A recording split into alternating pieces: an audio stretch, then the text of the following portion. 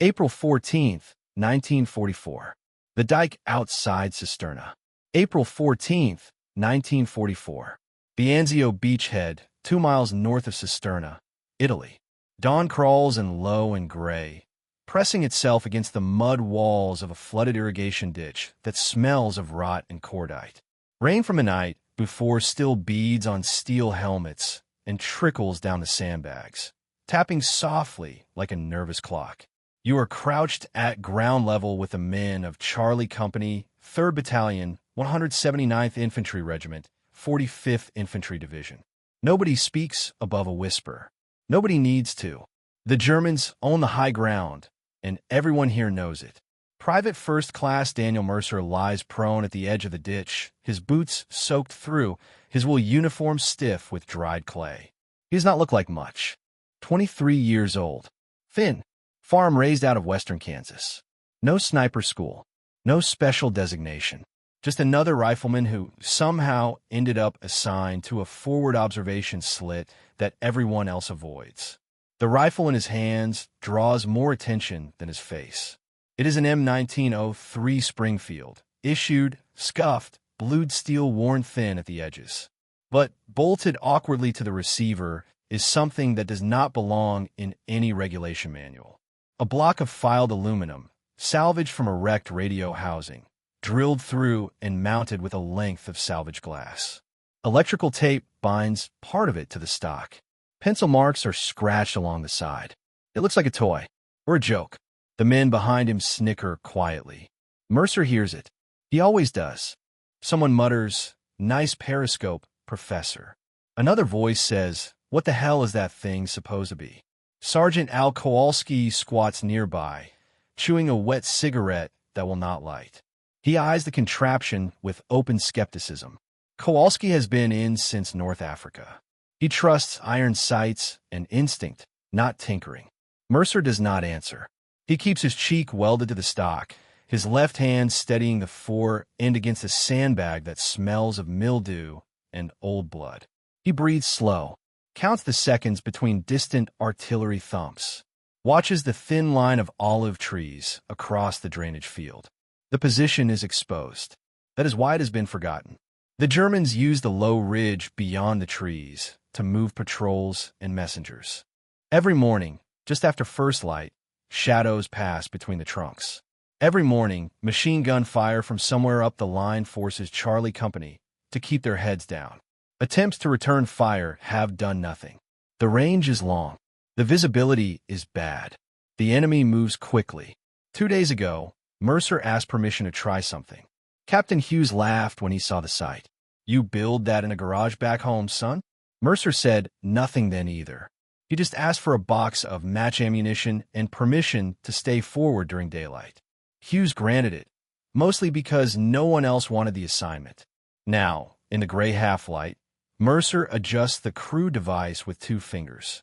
The glass is not magnified much, barely enough to sharpen the blur of distance.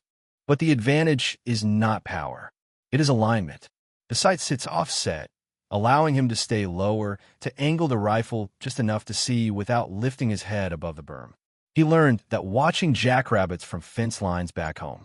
Wind slides across the field from the west, light but steady. Mercer tastes it, feels it along his ear. He knows how it pushes a bullet, not from books, from missed shots, long afternoons, and patience beaten into him by necessity. A flicker of movement catches in the glass. A German soldier steps from behind an olive trunk. Feldgrau uniform, steel helmet dull with dust, rifle slung. He is relaxed. He believes he is invisible here. Mercer exhales halfway and stops. Behind him, someone whispers he is actually going to try. The rifle cracks. Flat. Sharp. The recoil pushes back into Mercer's shoulder, familiar as a handshake. Across the field, the German drops straight down, legs folding without drama. Silence follows. Thick. Unbelieving. No return fire comes. No alarm. Just wind and leaves and the faint creak of leather gear settling into mud. Kowalski blinks, then slowly turns his head toward Mercer. "Well, I will be damned," he says quietly. Mercer works the bolt and settles back in, already watching the tree line again. His face does not change. He does not smile. He knows something now that the others do not yet understand. This ground can be owned, and before the sun climbs higher, the men who laughed will stop laughing. The killing zone takes shape. The second shot comes 11 minutes later. The light has strengthened just enough to bring definition to the field. Olive trunks sharpen from silhouettes into rough columns of bark. Dew burns off the low grass in thin silver threads. Somewhere to the south, an American 105 fires, the concussion rolling over the flats like distant thunder. Mercer has not moved except to cycle the bolt and wipe moisture from the glass with his sleeve. His breathing remains slow, almost unnaturally so. He does not search the field wildly. He watches the same narrow corridor of ground, the place where foot traffic naturally funnels between a shallow depression and a broken stone wall half swallowed by weeds. He learned that 2 years before the war, watching cattle choose the same crossing point day after day. This time, it is 2 Germans. They move cautiously, spaced apart, rifles in hand. One pauses, scanning the ditch line with practiced suspicion. The other adjusts the strap of his bread bag, irritated more by discomfort than danger. Neither sees Mercer. From their angle, the ditch is just a shadowed scar in the earth. Behind Mercer, Charlie Company has gone still. No one whispers now. No one jokes. Even the artillery seems to hold its breath. Mercer tracks the lead soldier first. He judges distance by the way the man's boots break the grass, by the size of his helmet against the tree line. 280 yards. Wind unchanged. He slides the pencil-marked elevation just a fraction, a movement so small it would go unnoticed by anyone else. He squeezes. The bullet strikes just below the helmet rim. The German collapses sideways, weapon clattering softly against stone. The second man freezes, brain struggling to understand what his eyes are telling him. He starts to turn. Mercer cycles the bolt and fires again. The second body drops forward into the grass, arm splayed, face unseen. This time, reaction comes. A burst of automatic fire rips through the olive trees, tracers slashing low and fast. Dirt jumps along the ditch wall. Someone curses and flattens themselves. Kowalski shouts for heads down. Mercer does not flinch. He presses himself deeper into the earth, rifle angled through the narrow firing slit he carved with his entrenching tool the night before. The return fire is blind, panicked. The Germans do not know where he is, only that death has reached them from a place they thought safe. After 30 seconds, the firing stops. Mercer waits another 2 minutes. Then another shape appears. This one moves differently, lower, smarter. A non-commissioned officer, perhaps. He crawls between trees, pausing often, probing the ground with his eyes. He believes patience will save him. Mercer admires that. He shares it. He waits until the man commits to the crossing point, until the body rises just enough to run. Then he fires. The shot hits center mass. The German folds backward, landing hard, unmoving. A sound escapes the ditch behind Mercer, half gasp, half prayer. By noon, the field is quiet in a way it has not been since the landings. German movement along the ridge has stopped entirely. Messengers do not run. Patrols do not cross. Even observation posts keep low, optics withdrawn. Word spreads fast in Charlie Company. That kid with the homemade sight is shutting them down. Captain Hughes crawls forward under intermittent shelling just after midday. His face is drawn, eyes rimmed red from lack of sleep. He studies the bodies through binoculars, then looks at Mercer, really looks at him for the first time. How many, he asks. Mercer thinks for a moment. Counts carefully. 5 confirmed. Maybe more wounded. Hughes nods slowly. He does not smile. He understands what this means. A blind corridor opens on the German side. Pressure lifts along the line. Men who would have died moving between positions will not have to now. You staying here? Hughes says. Yes, sir. Good. We will feed you ammo and water. Anything you need. Mercer hesitates, then speaks for the first time that day. I need time. Hughes gives a short laugh. You got it. The afternoon wears on. Heat builds. Flies gather. Mercer drinks sparingly, never taking his eye from the glass for long. Twice more, Shapes appear. Twice more, he fires. Once the shot misses by inches, dust puffing beside a helmet. The German dives for cover and does not reappear. Mercer adjusts the mark on his sight. By evening, German artillery probes the ditch, walking shells closer, trying to flush the unseen marksman. One round lands 20 yards short. Another overshoots. Mercer stays put, ears ringing, teeth clenched against the shock. As dusk settles, the firing stops. The field belongs to him now, but the enemy has noticed, and tomorrow they will come looking. They come for the ghost in the ditch. Night falls hard over the Anzio flats. The sky turns the color of wet ash, and the temperature drops just enough to pull steam from the churned mud. Mercer remains in place long after darkness settles, listening. The battlefield sounds change after sunset. Fewer distant guns, more small noises, metal shifting, boots brushing grass, men breathing when they think no one is close enough to hear.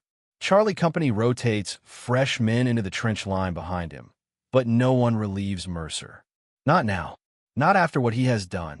Kowalski crawls up just before full dark and slides a canteen and 2 bandoliers toward him. He does it without speaking, without jokes. When their eyes meet, Kowalski gives a short nod. It is respect, earned the hard way. Mercer drinks, slow and controlled. He does not eat. Hunger would dull his senses. He learned that the same way he learned everything else. By trial. By consequence. The Germans do not waste time. Just after midnight, flares rise along the ridge. White light blooms overhead, turning the field into a frozen photograph. Shadows snap into sharp relief. Mercer presses himself flat, heart rate steady, rifle pulled tight to his chest. Machine gun fire follows, sweeping the ditch line in long, angry bursts. Tracers stitch the darkness. Dirt rains down. Someone screams farther down the line. Mercer does not move. They are not firing at him yet. They are searching. He waits until the flares burn out. Then he hears it. Footsteps. Careful. Measured. Coming from the west. A German patrol is pushing low through the trees, using the darkness the flares did not touch. They are hunting the source. They know the shots came from somewhere near this ditch. They want proof. Mercer shifts inch by inch, angling the rifle toward sound rather than sight. His homemade glass is useless now. This will be done by ear, by memory, by instinct honed long before Italy ever entered his life. A shape rises 10 yards out, too close for comfort. The German is crouched, submachine gun held tight, eyes scanning the ditch lip. Mercer waits until the man exhales. The shot is deafening at this range. The German drops backward without a sound. His weapon fires once into the dirt, then goes silent. The patrol scatters. Shouts erupt in sharp German syllables. A grenade arcs blindly and detonates short, showering the ditch with fragments and soil. Mercer curls inward, protecting the rifle, letting the blast roll over him. Then he moves. For the first time in 2 days, Mercer abandons his position. He slides backward along the ditch, slow, controlled, disappearing into a pre-dug crawl trench that only he and Kowalski know about. It takes him 50 yards down the line before he stops, heart hammering now despite his discipline. The Germans flood the original firing slit minutes later. Mercer hears them curse, hears them probe the sandbags, hears one of them laugh when he finds the homemade sight mount bolted to the rifle rest Mercer left behind as a decoy. They think he fled. They are wrong. Before dawn, Mercer is back in a new position, 10 yards offset, sight reattached, rifle settled into fresh earth. The corridor is the same. The angle is better. When first light creeps in again, the Germans test the field cautiously. Mercer is waiting. The first man drops at 0620. The second at 0627. The third never makes it past the olive trees.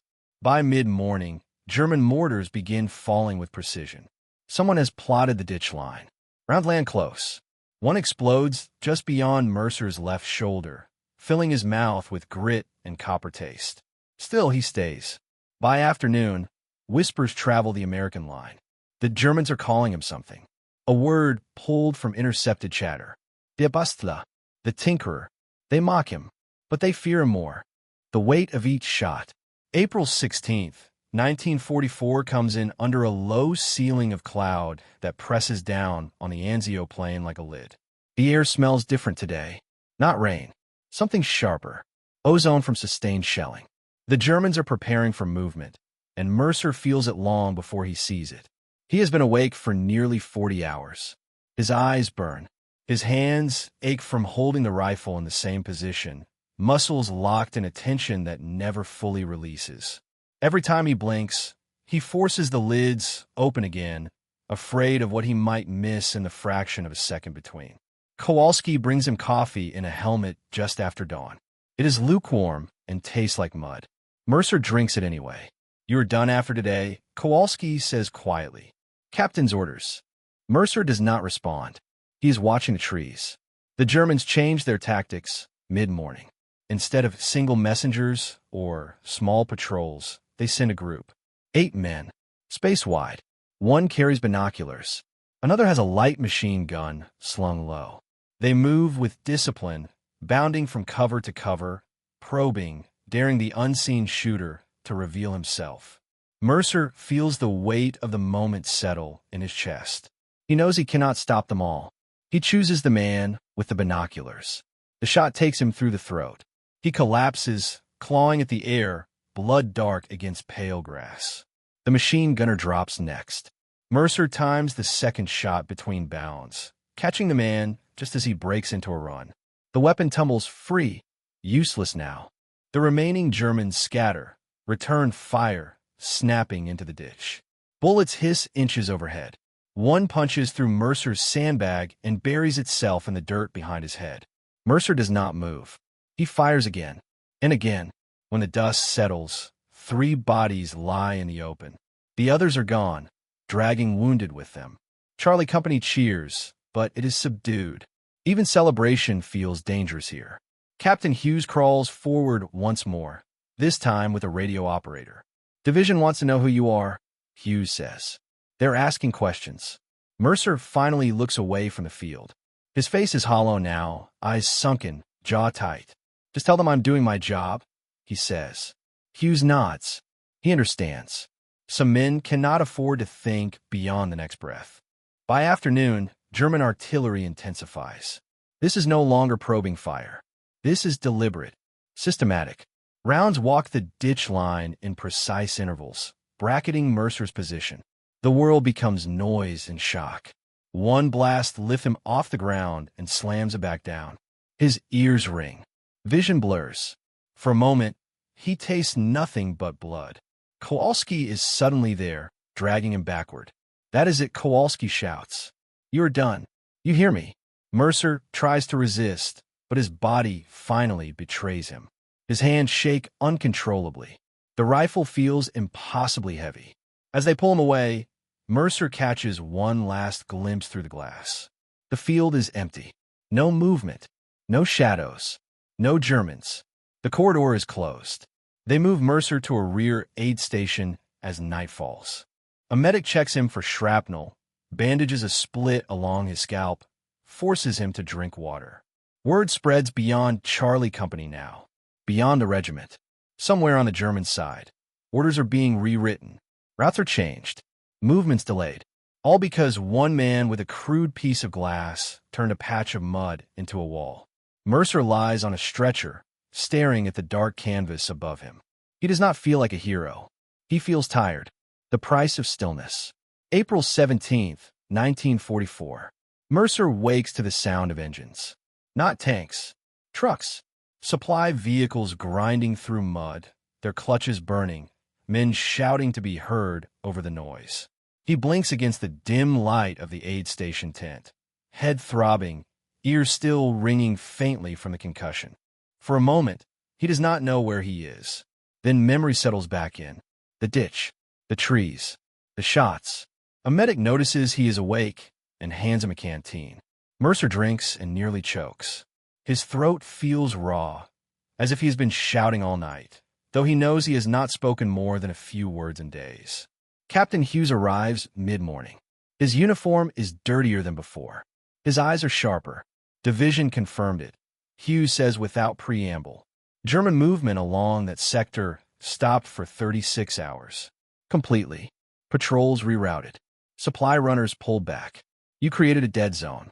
Mercer absorbs this silently. They want to pull you back. Intelligence wants to talk. Maybe send you to a sniper school up the line. Mercer shakes his head slowly. Not now. Hughes studies him, then nods. He understands that the body heals faster than the mind. Outside the tent, the war continues without pause. Artillery booms roll over the plain. Wounded men come in and go out. So do not go out at all. That afternoon, Mercer insists on walking back to the line. Kowalski meets him halfway, disbelief playing on his face. You're supposed to be resting. Mercer slings the rifle without comment. The homemade sight is back in place, repaired with fresh tape, the glass cleaned with careful hands. He's not going back to the ditch. Not yet. Instead, he takes a position slightly behind the line, overwatch for a new platoon rotating into the sector he sealed shut. He watches. He listens.